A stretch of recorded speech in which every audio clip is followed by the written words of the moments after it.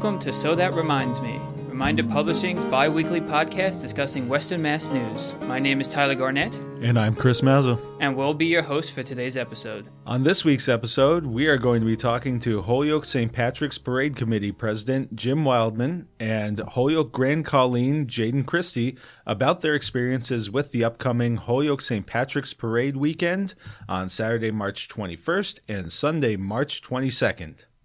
Yeah, I'm looking forward to the interview for this. Obviously, 'tis the season. We're finally in March. I think the saying goes, everyone's Irish for St. Patrick's Day weekend. It seems like the weekend and the celebration, or at least St. Patrick's Day, the celebration starts at the beginning of March. You see a lot of the restaurants, chime in with either their festive drinks or their Irish heritage food. So I look forward to it.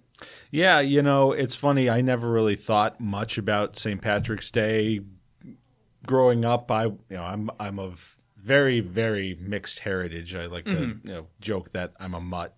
But then I met my wife, who is very much, the quote unquote Holyoke Irish, and really embraces her heritage in this time of year, as does her entire family. So I kind of got a baptism by fire into what this holiday and the festivities around it mean to especially the people of Holyoke, but throughout this entire area. Oh, yeah. I mean, we'll definitely hear more about it in the interview, but the turnout for this parade, especially the entire weekend, is wild. People traveling back who used to live in Holyoke, or just people who want to enjoy a fun weekend, but, kind of just talking about how committed they are. I mean, I wrote a story on it at the beginning of the month. Holyoke had their Irish heritage flag raising at City Hall.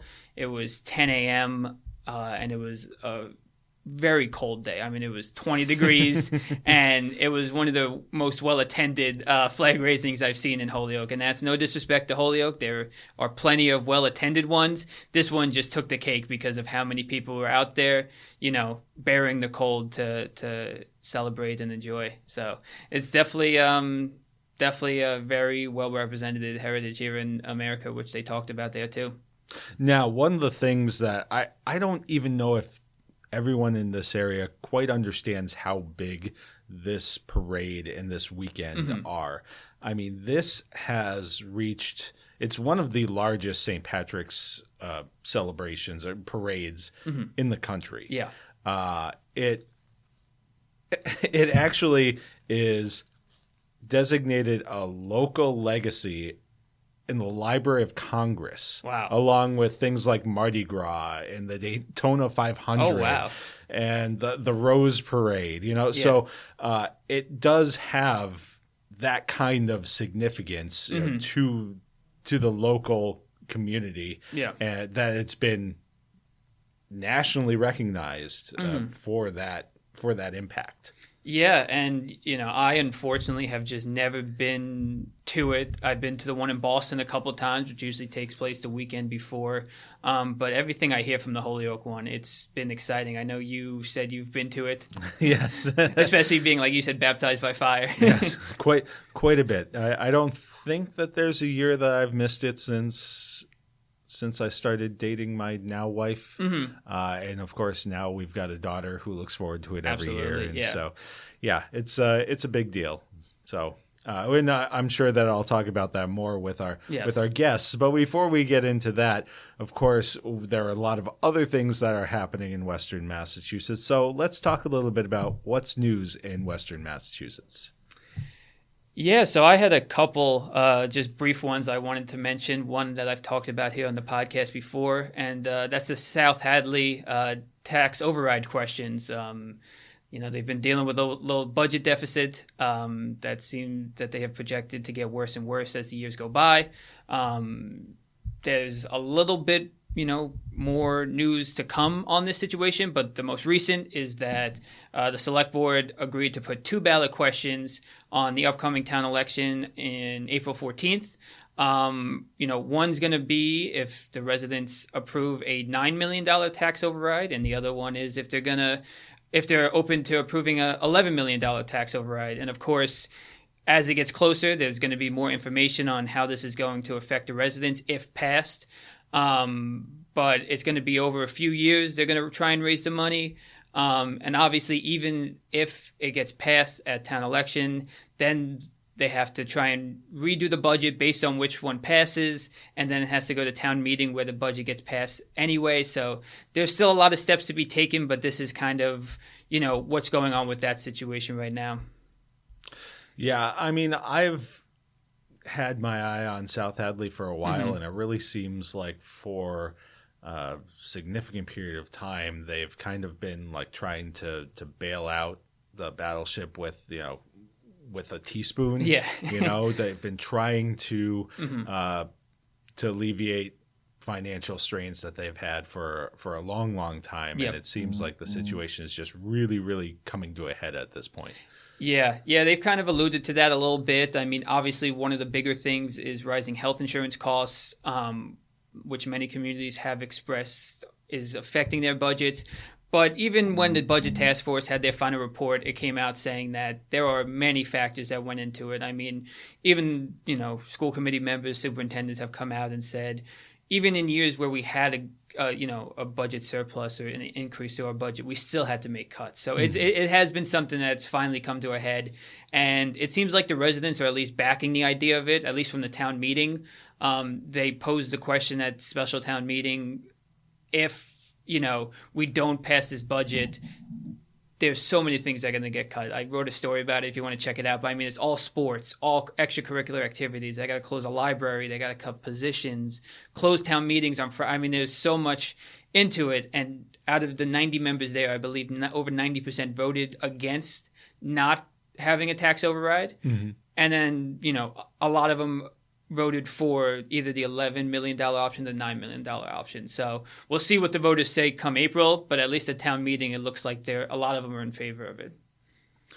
Well, looking elsewhere, Springfield has obviously been a hotbed of Yes. various topics. Yep. Obviously, we had the situation with City Council President Tracye Whitfield, who was able to survive a no confidence vote that actually was quite spirited, and the conversation behind that was covered in depth by Sarah Heineman. So I'd suggest going and taking a look at that. Another thing that Sarah's been working on that's Springfield related is that while there is a $3 million projected budget shortfall in Springfield, which it's a lot of money, but with the budget, the size of Springfield's can be looked at as more manageable. Yeah.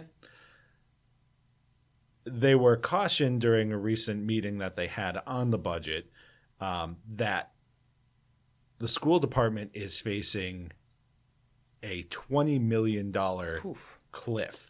Oh, wow. This is largely because the Student Opportunity Act is coming to an end. Yep. And there's declining enrollment in the schools. Now, there are various reasons for that. Some of it is families are having fewer children. You also have a lot more options in terms of charter schools and things like that that are not only taking away enrollment, but that's a draw off of the budget for the schools. Of course. The public schools are paying for that. Yeah. So all those kinds of things are leading to a much bigger problem. Yeah. So the projections at this point are showing about $20 million that they're going to have to figure out how to make up. Wow. And unfortunately, for a lot of communities, where that deficit has been made up has been in services. Yeah. And you look at where we are with the current administration in Washington and their seeming lack of interest in supporting populations that especially need services. And there are going to be some tough decisions that need to be made and some damage that may be, I don't want to say irreversible, but will cause some significant short and long-term pain for not only the district itself, but the people that it's meant to serve. Yeah, it seems like a lot of communities are going through similar things to Springfield. Maybe not $20 million, but, it's that time of year where a lot of the schools and municipalities are all sending out their preliminary budget numbers. Obviously, there's still time before those get approved, but Holyoke had a similar thing. They have a shortfall of about $3.6 million, like a budget gap, which obviously they're still looking at solutions for, but they credit the same thing. Student Opportunity Act is going away. I believe they're predicting Title I funding to get cut by about 10%, decline in enrollment. So, yeah, there's a lot of communities who are going to have a tough few months ahead. And like you said, there's going to be some long-term ramifications as well that's really could shake some towns up. Now, another thing that has been going on in Springfield that I find interesting, because it can have some reverberations throughout the area, was the conversation that's been happening regarding the Basketball Hall of Fame. Yes. And specifically, there was talk internally that ended up becoming known externally, yes, that the Hoop Hall Classic, there was at least an idea floated out there that the Hoop Hall Classic might be relocated. It's gauging interest as to whether or not anybody else would be interested outside of Springfield, specifically the Boston area, in hosting this event. Now, this to me is illustrative of a larger issue between the Basketball Hall of Fame and the city of Springfield. And the Basketball Hall of Fame has operated, from my view as an outsider looking in, who is not involved in any of the board meetings or anything like that regarding the Hall of Fame, but as a journalist and a citizen who has observed this, the Basketball Hall of Fame sees Springfield as almost a necessary evil. Basically, not necessarily a necessary evil, but something that they have to put up with, because Springfield was the birthplace of basketball. So they kind of see themselves as, well, we have to grit our teeth and bear that we're here. Yeah. And they've had a long-standing relationship with Mohegan Sun. So that was always part of the deal, well before MGM Springfield became a thing. Okay. They've always had, or at least for a long time, had a lot of the festivities down there, for like the more celebratory festivities. Sure, obviously, the enshrinement happens at Symphony Hall. Yep. They used to have the jacket presentation ceremony and initial press conference on the court at the Basketball Hall of Fame, where you would have a national audience and national media all gathered in Springfield, and this would be before they gave their enshrinement speeches on enshrinement night. They would do a press conference and then have breakout sessions where the press could sit down and talk with individual athletes or coaches, contributors who were being enshrined. Yeah. Now, COVID marked the end of that. And obviously, in one sense, everybody had to be remote.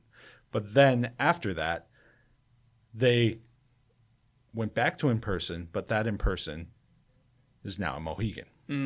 Interesting.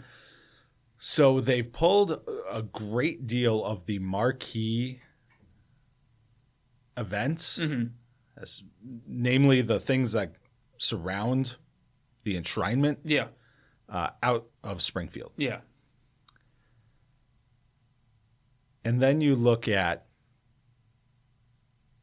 other events that can act as a draw, like the Hoop Hall Classic, which draws in top talent from around the country. Of course, yeah. Some of the top prep schools come here to play in this tournament. Yeah. So it means something. This isn't something that's a throwaway. No, yeah.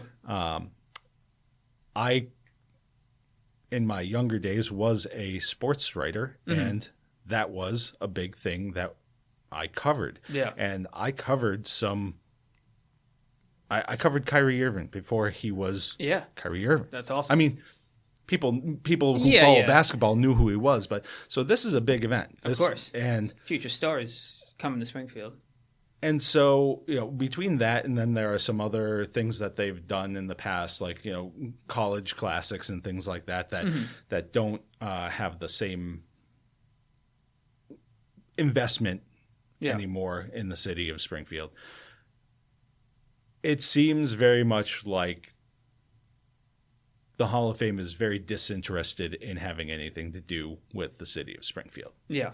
And that's disappointing. And especially when Springfield spends as much time as it does trying to promote the Basketball Hall of Fame as a destination, not only for locals, but people from outside the area. Yeah.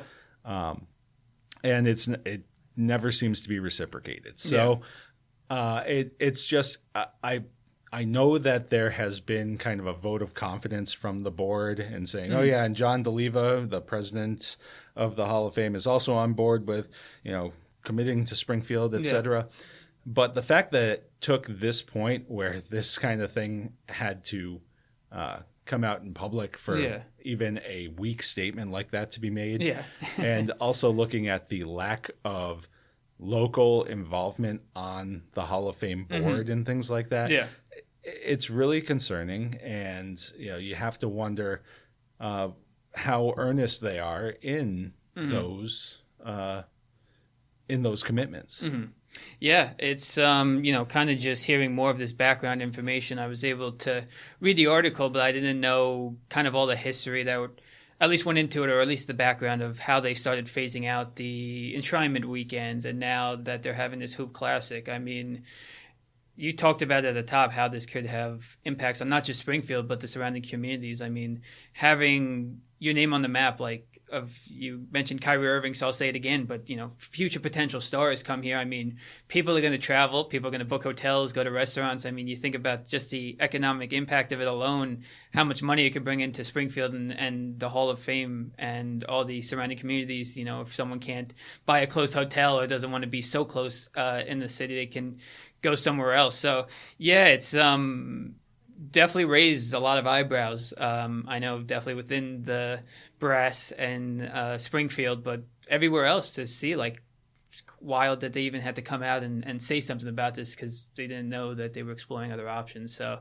yeah, it's something to keep an eye on, I guess, through year after this one. All right, and we will continue this episode with our conversation with the Parade Committee President, Jim Wildman, and Holyoke Grand Colleen, Jayden Christie, right after a few quick messages. We get it. You're busy, but you want to be connected to your local community.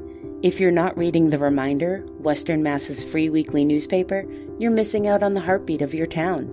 Stay in the loop with all the latest buzz, from local stories to community updates and exciting events. It's all in The Reminder. Just log on to thereminder.com and dive into the hometown news you love. To subscribe to receive The Reminder at your home, call 413-788-1316. Don't miss a beat. Your town, your stories, your community for over 60 years. The Reminder.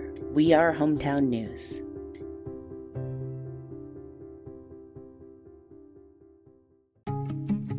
This spring, Prime is packed with fresh ideas for living well. From simplifying your space to navigating health decisions, building meaningful connections, and embracing life's transitions, Prime brings you the stories and guidance to inspire your next chapter. You'll also find practical life tips, travel inspiration, local events, and our must-know highlights for the season. It's all in the spring issue of Prime, which hits stands in April. And if you're an advertiser looking to reach the over 45 market, call sales manager Scott Green at 413-525-6695. Prime, your best life, now. All right, so we are here with Holyoke St. Patrick's Parade Committee President Jim Wildman and Holyoke Grand Colleen Jayden Christie. Welcome to both of you, and we're here to talk about what is really just a weekend that just oozes community. You know, I mean, I can say that I didn't know a lot about the Holyoke St. Patrick's weekend prior to meeting my wife, who is from Holyoke, who grew up on the parade route, and I didn't quite understand just how community-centric and how excited everybody gets for this. So I'm excited to talk with you. So now it's been, more than 15 years that it's been an annual part of my traditions. But I'd love to hear about, kind of you guys and how you first came to love the parade and how your involvement with it has grown over the years. Thank you for having us. This parade is we're going on 73 years. So it's been around since 1952. It's been a great thing for the city, and for us growing up, my grandparents had a house right one street off the parade route, one street off the road race route. So when we were kids, that's what we did that weekend. We went to our grandparents' house. We went down and watched the road race on Saturday, and then we went down and parked on the tree belt for Sunday for the parade, and that was just every year. That's just what you did. Mm-hmm. You didn't miss it. When you were away at college, you brought your friends with you, which brings in a lot more people into the city because they come in and go, wow, this is fantastic. This is a lot of fun. Sure. So they come in, and it just turns into, more and more people coming in. And it became over the last few years, I think about 10 or 12 years ago, we started calling it the Greatest Homecoming Weekend because when we were young, and we brought friends with us, we didn't think anything of it. But the more we looked at it, we're like, wow. All these people are bringing their friends. These people are bringing their friends. They come home from college for the weekend, or if they've moved out of the city, they come home with their families to enjoy this tradition that many of us grew up with. So it's been a great run for a lot of years. Yeah. Mm-hmm. Yeah, I think so many people have just made it accustomed to how they run St. Patrick's Day weekend. Like they come home for the holidays, and you just make your way to the parade. Yeah, absolutely. And, I'm sure many past Colleens have talked about just being younger and seeing the parade route or seeing a float and being able to see some of the Colleen. So did that kind of go into your decision to run for Colleen? Was, going to the parade every single year? Yeah. So I have older brothers, mm-hmm. and a lot of their friends, ran. And one of my brother's best friends was the Grand Colleen in 2015, I believe. Gotcha. And just, looking up to all the Colleens and just being like, yeah, I want to be that. I want to be that one day. Yeah, that's awesome.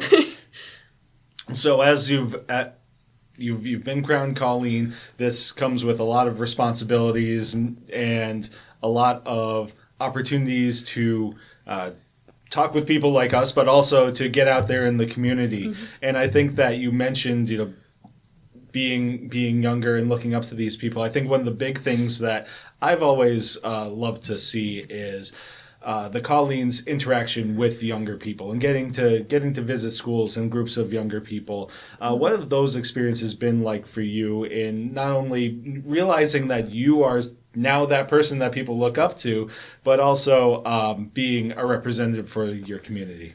Yeah, it's an incredible honor, getting to know a lot of the young girls who specifically, gravitate towards me because of my crown.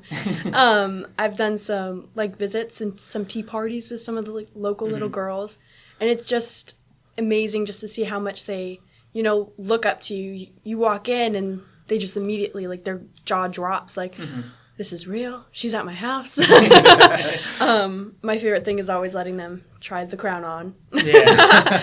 And they're like, yes. Yeah, absolutely. Yeah. So it's incredible. Dobbin, we had Dobbin last weekend, mm-hmm. and just going on the merry-go-round with all these little kids. Mm-hmm. They're all waving to you. Yeah. I have little boys who come up to me at some of the events just to dance with me. Very nice. Yeah. So it's such a good opportunity. Yeah, that sounds amazing. And, you kind of just touched on just some of the, responsibilities or events that the Colleen goes to. But I know besides just the parade weekend itself, there's so many different events take place leading up to it. So do you mind just touching on maybe a little bit about any events before parade weekend that people can look forward to? So this committee has turned into a year-round committee. So this starts as far back as last fall. At the Big E, the Irish delegates come over for the Dingle Mingle at the Big E. The ICC holds a welcoming party where the parade committee, local, the Boyle, all the Sons of Erin in Westfield, other parade committees show up. And it's basically to interact with them. And that last year actually led to us, the mayor of Tralee, Ireland, and the mayor of Holyoke hit it off, and they actually invited Josh Garcia to be the Grand Marshal for their parade in Tralee last year. And we ended up sending 34 people over with the mayor, which was a great time. So it starts as far back as the fall. There's a number of smaller events there, and then we move into January, where once our Grand Marshal is named, we have his dinner in January. Then we move into the Colleen contest and awards night for our committee award winners. The regionals are always busy. We move into March is just straight out. There's so many events going on, and we make a point as the Holyoke committee that hosts the parade to get our outreach to the other regionals, because without those regional committees, our parade isn't very big, and it isn't what it is. So we make a point to, there was one night, myself, our Grand Marshal, our second VP, our Rowan Award winner, and a few others. We went to the West Springfield Colleen contest, the Agawam Colleen contest, the Springfield Colleen contest, and the Chicopee President's Dinner all in one night. Wow. And that's just because there's so many events, there's so many reasons things get stacked. But we wanted to make a point to be there, and it makes a good showing when Holyoke shows up to support the regionals. And again, some of the events we were only there for half an hour, but it was enough to get in, say hi, and they all appreciate that because we appreciate them coming into the parade. And in March there's just so many events like Jayden just said. We had the Dobbin event, we had the Marshall Mania up at the Log Cabin, which was a great turnout. We just have a bunch of that stuff leading up, so March is very, very busy.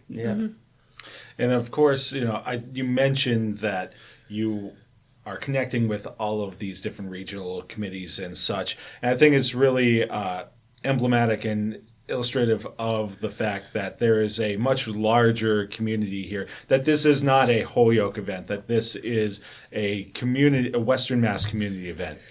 It's a very much a regional event, as we have Springfield, Agawam, West Springfield, East Hampton, Westfield, Northampton, South Hadley. Forgive me if I'm forgetting somebody. I think that's all of them. We have all of these different communities, and without them, again, our parade is very tiny. It's very small. And they send liaisons to our meetings every week. They are big parts of our committee. They help coordinate it while they're working on their own stuff on their own committees. So it's very much a dedication for all of these regionals. And again, it's without them, we don't have much of a parade. So that's why, as I just said, we try to get out. We try to network with all of them.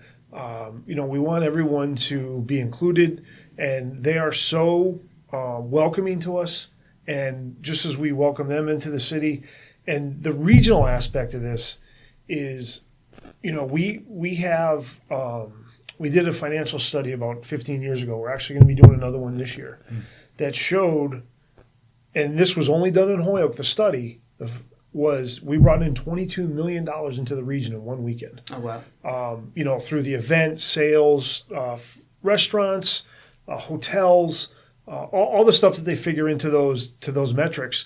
We're doing another one this year, and we're including all the regionals this year because, again, they're so important to the area. This isn't just a Holyoke thing. We're broadcasting 22. We have 1 million viewers, and we have another, I think, 300,000 or 400,000 that watch us online. Wow. Outside of that, as far away as Australia, Poland, Hawaii. So we have these people that are from Holyoke that have moved who, because they can't make it home for the weekend, they're still trying to get involved with that homecoming and enjoy the parade and everything. So, being the regional event that we are, we try to promote that as much as we can. Now, and from your perspective as well, you're connecting not only with the Holyoke Colleen Court, but you're also connecting with other young women and women from throughout Western Massachusetts and building those connections as well. Yeah. It's been so fun. You know, we do the Colleen Kaylee dance. The whole night we were just laughing. All the courts. It was like the first real time that we got to, you know, see each other and without having any stress, like worries about, you know, okay, we have to do this and this and this and this. Rather than we're just all in the same room learning how to Kaylee dance. We're all messing up and it's okay. Like as long as we're all having a great time. And then at the Colleen gathering, we got to perform these dances for everybody in the room. And we all just kind of sink in together and go flat out. Yeah, that's awesome. I'm sure it's been a blur ever since you were named Colleen, and everyone's probably in the same situation, that it's probably nice to be able to de-stress a little bit and kind of enjoy it with all the other Colleens. So I'm sure that camaraderie has been kind of nice going along. Yeah. And, you know, you mentioned some regional partners and partnerships as well. And, you know, one of the questions we did have was about kind of the economic impact, which you did answer. But one of the other things, you know, you mentioned all these events taking place beforehand. You know, you have the Grand Marshal, JFK Award winner. Obviously, Colleen gets honored as well. You know, how important is it to be able to honor these people, you know, mostly who have the Irish background? It's very important to us, and that's what we're here for. You know, we as, you know, people with Irish heritage, we want to keep that alive, and we want to celebrate that with everybody, and we want to honor the people from the Irish heritage who have had great accomplishments. You know, our JFK Award winner this year is the LAPD Chief Jim McDonnell, who was originally from Cambridge, Mass. Went to school at St. A's up in New Hampshire, and then he's actually been to our parade multiple times, visiting friends at UMass. He knows about our parade. He was so thrilled to be honored with this award. He was so very excited. He's actually coming home early next week so he can visit some family. Nice. Come out to our parade. And he's been, every email has just been nothing but excitement from him. Actually one of his college roommates is a retired Holyoke police officer. No kidding. So there's, you know, we have that connection there, which is great. You know, and then we have like our Ambassador Award winner, you know, Katie, who is you know, Katie Taylor, who's a professional boxer, who won so many European and world championships, and then won gold the first year that women's boxing was brought into the Olympics back in 2012. She's an ambassador to, you know, not only Ireland but to America, as her husband lived down in Connecticut. And unbeknownst to us, he was, you know, her husband's been working at this company that we've, you know, been working on for sponsorships for years. And then there was a connection there. She's actually been to our parade numerous times. Oh, wow. She hangs out with some families from Holyoke because her husband knows these people. They come up, they watch the parade. You know, so it's while these people are international or have moved across the country, there's always some kind of tie back to Holyoke, whether it's, you know, 6 degrees of separation, they know somebody, or actually having enjoyed our parade before. So that's just what we try to do. We try to keep the Irish heritage alive, spread the Irish cheer that weekend, and just have a good time, and hope everyone enjoys it. Well, and I've been involved in not only, you know, watching the parade, but I've also participated in the road race I started doing it to impress my wife when we were dating, and now I've set the precedent, so I can't stop. Did you train, or did you say, I'm going to go do it? The first time, I foolishly did not train. The second time, I smartened up and trained. But yeah, it's an experience. It's a race that I have a hard time describing to anybody. I've done a fair amount of running in my life, and it's an atmosphere that I'm not sure that I can ever equate to anything else. The closest thing that I can equate it to, honestly, is I've done races at Disney World. You know, in that same level of enthusiasm and and certainly different kinds of characters, but some characters as well. but really, just it's a fun weekend, and one of the things that I really love about the entire weekend is it's totally inclusive. I'm not somebody who has Irish heritage that I can trace back, but it's one of those things that I was welcomed into, and it's really just ingrained in the culture of the area, and I think that's what makes it really, really special. And that's what we try to do is, and again, the road race, getting back to that real quick, we have 3 official water stops on the course, but there's a number of unofficial whiskey stops, beer stops. So if you want to enjoy yourself, you can enjoy the race. Yeah. Obviously, if you're not there to win, take your time, enjoy it. Just get in under 2 hours, you'll be great.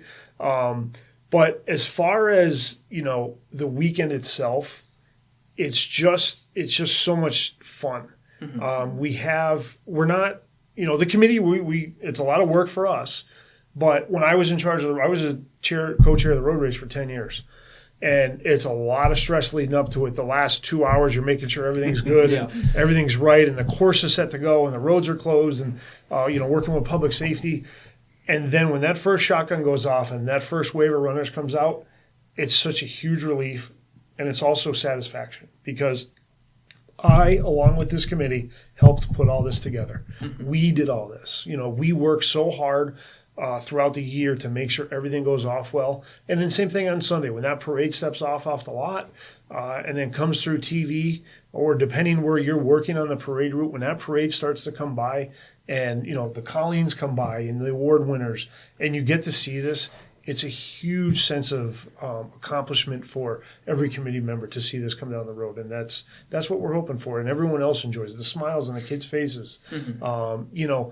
Our Colleens who have so much compressed into a small, because she was just named Grand Colleen. They're picked in January. She's named Grand in February, and it's basically 4 or 5 weeks that they just get so much compressed into them that they get to relax that day. They get to sit on their float. They get to wave to all the kids, be the center of attention, and for them to enjoy it, for us to enjoy it, it's a great day. We truly love that.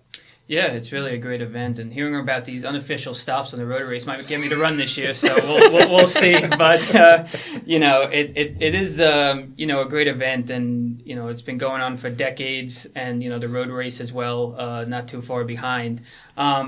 And I'm sure there's a lot that go into it. I'm sure there's a lot that previous committees have kind of put forward to make it maybe a little bit easier. But I'm sure you always want to try and get something new into the event that people aren't used to. And one of the things that I saw that was announced was the Sensory Street. Yes. And I was wondering if you could kind of just touch a little bit on that and let the people know about it.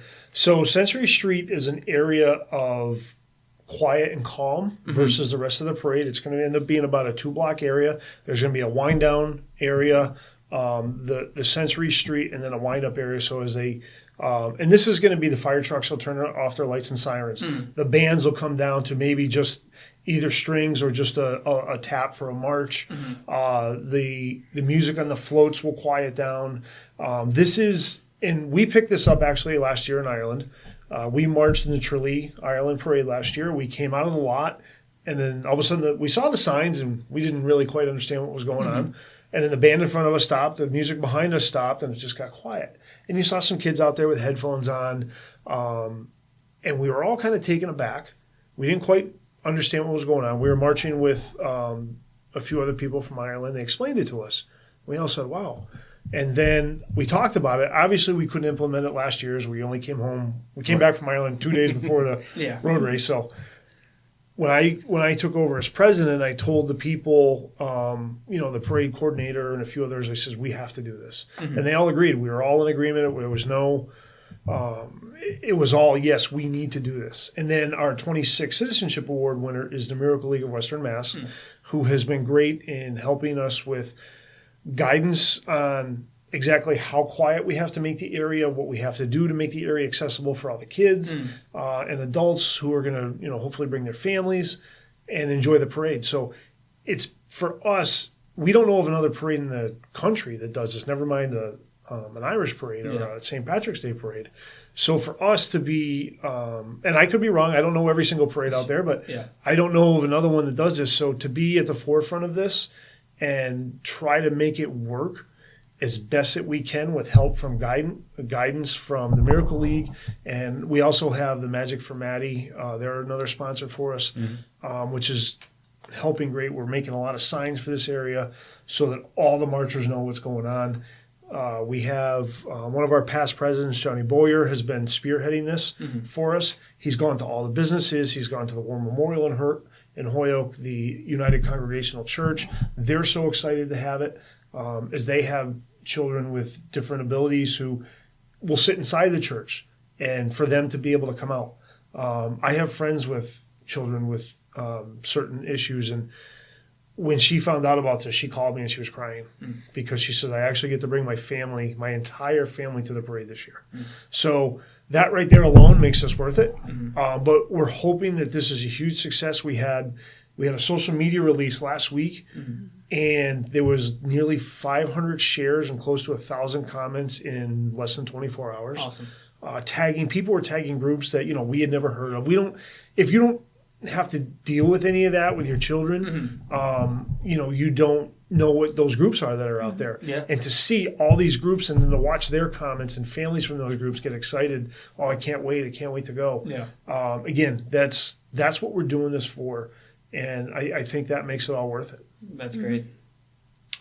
Now, I had a question for you. I'd imagine that you get a lot of input, you get a lot of feedback. Was there any advice that you had been given, either by a past Colleen or something, about how to approach everything that you're dealing with and how to approach just the weekend and all of the various commitments that lead up to it? Yeah, so everyone tells me to soak it in.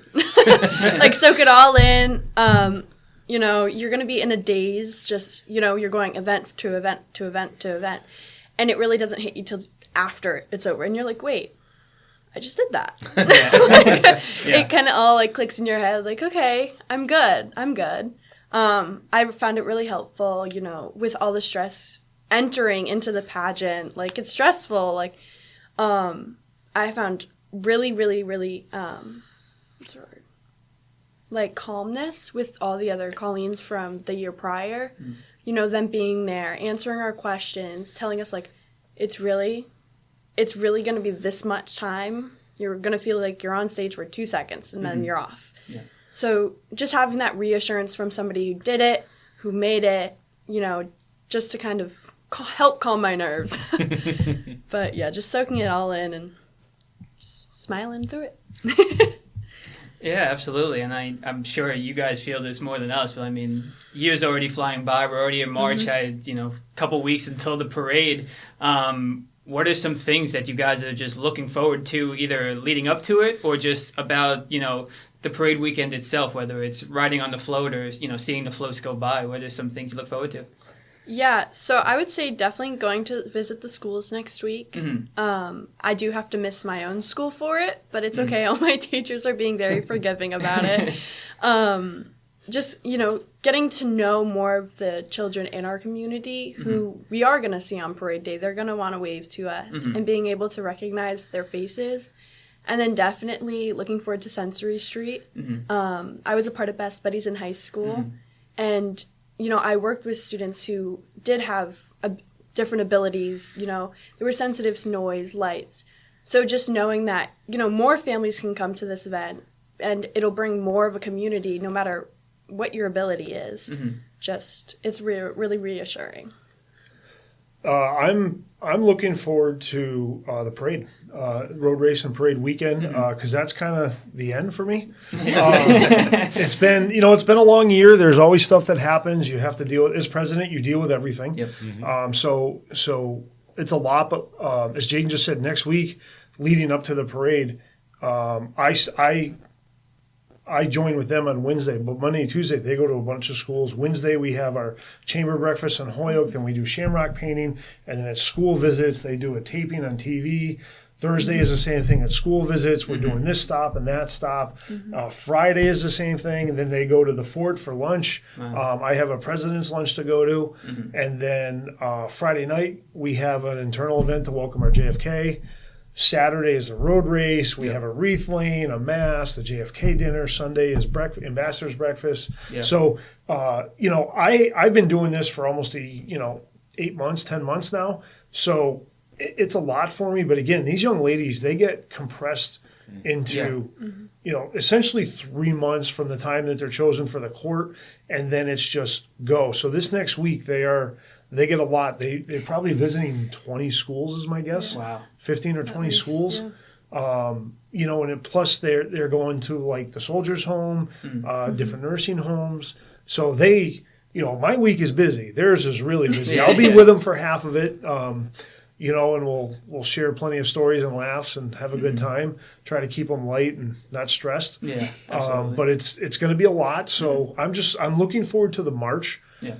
Just to see the parade going on the road, see all the smiling faces on the side of the road, see my family out on the course, and just be able to enjoy the day and just relax. All right. Well, I think that wraps what I had for questions. Did you have anything else you'd like to add? The only last one I had, I was just wondering if there was anyone who was interested in possibly volunteering or helping in the event, if there was anything you guys needed or if you wanted to say anything to them. Yeah, so we're always looking for new members. This is, while we're an Irish organization, we don't care if you're not Irish. We don't care your religious background. All we care is you're going to work on parade weekend. That's the only requirement for you. By all means, we're always looking for new members. You can go to our website, and I believe we have a button there you should learn to join.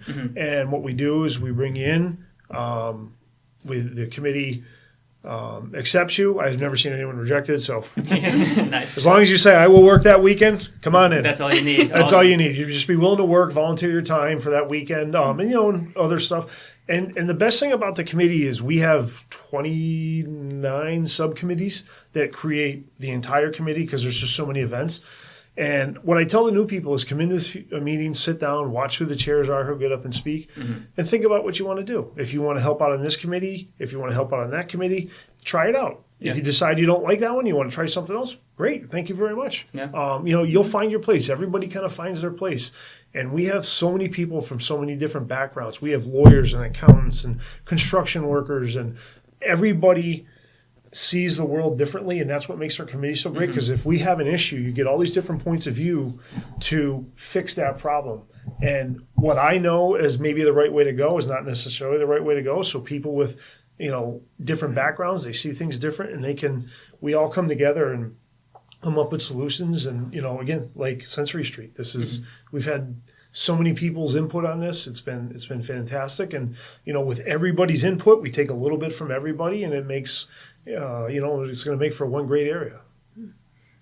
Awesome. Well, thank you guys again for stopping by, and good luck with everything going forward, and enjoy the weeks and weekend ahead. Thank you very much for having us. This is great. I'm looking forward to this year's event again. I'll be sure to wave to you guys from in front of Crozier Field. And, of course, as the father of an 8-year-old daughter, it's great that she has great young role models like you to look up to. Thank you. All right, so we are back after our interview, and I thought that was great. Yeah, if you're not excited for the parade now, I don't know what's going to get you excited for it. No, exactly. I mean, just hearing the stories, the passion, just the homecoming weekend, the turnouts, the new things they're introducing. I mean, it is a whole lot wrapped into 1 month for the most part, and it's getting me excited. I think one of these years I have to check it out. Now, I think that a couple of the points that I take away from this is, first off, that there are a bunch of moving parts and different logistical obstacles when you're putting together a parade. That's obvious, but kind of hearing exactly how much goes into this and how it's really become a year-round thing is something that I don't think a lot of people are aware of. No. And the other thing is, I mentioned earlier in the conversation how inclusive the event has always felt. Yeah. But adding this sensory street, I think just is taking that to another level and really taking that inclusive element to heart. Yeah, no, it was great to hear about the sensory street, which is why I wanted to kind of bring it up, because I know the reason they did it wasn't to get more numbers. They have plenty of those. This was so that they can include everyone. And, it really was inspiring and nice to hear the story Jim told about, I believe it was his one friend who called and saying now everyone in the family can come because, there are people who have sensory issues, whether it's sound or light. And the parade is something that would not be very nice to any of those problems. So it's nice to hear that. I mean, with the fire trucks, the marching band, just the amount of people. So I'm looking forward to seeing how that works out for them this year. And I'm excited to see what the turnout looks like. And honestly, now that they have the study too, and see what the regional and impact is. And of course, we didn't get into as much depth with our Colleen as maybe some people would have hoped, but you, of course, are helping us out with that with a profile on her that is going to appear in the Chicopee Herald and also on thereminder.com, so people can look forward to that as well. Yeah. Just had a quick interview with her right after the podcast. Got to go a little more in depth about why she wanted to run, her Irish heritage and stuff like that. So, yeah, you can check that out. And as well as any other upcoming events, it is a year-round event. I cover Holyoke. I'm sure you get the same press releases. I mean, when we're sitting there in August getting a press release about, St. Patrick's Day of Holyoke, we're thinking this year's going to fly by, and we're here already. So can't wait. And the last thing I will say is, the Grand Marshal, Michael Moriarty, did say he used whatever Grand Marshal mojo he has to make sure all the snow came in February. And gets out of their system, and that hopefully parade weekend can be a beautiful weekend. So hopefully for their sake it is. It's funny you bring that up because I think it was Ryan Fair, our managing editor, was mentioning, as someone who's gone to the parade a whole bunch the way that he has, that there have been years where people have literally had to sit on snowbanks because the snow had just piled up. Yeah. And he was wondering if this was going to be one of those years. Yeah. But seemingly, Mother Nature is on our side this year. Yeah, last 3 days have been 70 or close to it. So it seems like they have melted the snowbanks, and maybe the mojo has worked. All righty. Well, that will wrap up this week's episode of So That Reminds Me. And we'll be back in a couple of weeks. Thanks for listening to So That Reminds Me, produced by Western Massachusetts news source Reminder Publishing. Don't forget to subscribe to the podcast, find the latest news at thereminder.com, and follow Reminder Publishing on Instagram at Reminder Publishing, on X at The Reminder MA, and on Facebook. Reminder Publishing, we are hometown news.